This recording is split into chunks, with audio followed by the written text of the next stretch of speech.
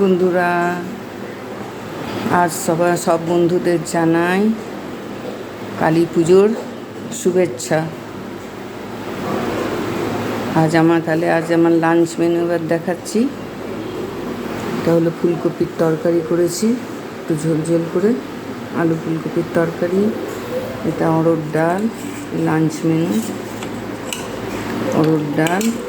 আর এটা হলো, দাঁড়াও দেখাচ্ছি বন্ধুরা,